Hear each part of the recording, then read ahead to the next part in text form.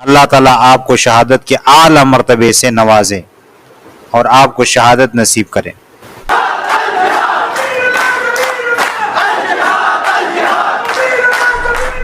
پہلے زمانوں میں یہ ہوتا تھا کہ اللہ کے دین کی سربلندی کے لیے جہاد کیا جاتا تھا، اور آج کل ایک مجرم کو، ایک سزا یافتہ کو چھڑانے کے لیے لوگ کوشش کر رہے ہیں، اور اس کوشش کو جہاد کہتے ہیں۔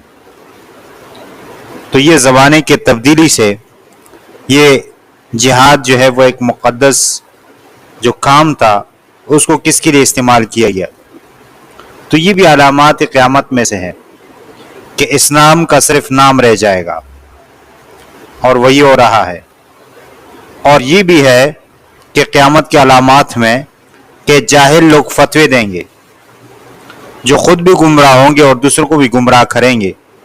تو یہ وہی زمانہ ہے کہ اپنے مفاد کے لیے جو کوشش کر رہے ہیں اور غلط طریقے سے اس کو حاصل کر رہے ہیں، اس کا نام جہاد رکھتے ہیں۔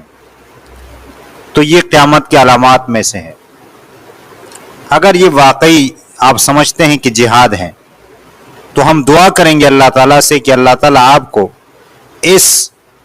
یہ جو آپ جہاد کر رہے ہیں بقول آپ کے، اللہ تعالیٰ آپ کو شہادت کے اعلیٰ مرتبے سے نوازے اور آپ کو شہادت نصیب کرے۔ اللہ تعالیٰ ہمیں سب کو صحیح بات سمجھنے اور اس پر عمل کرنے کی توفیق عطا فرمائے۔ آمین ثم آمین یا رب العالمین۔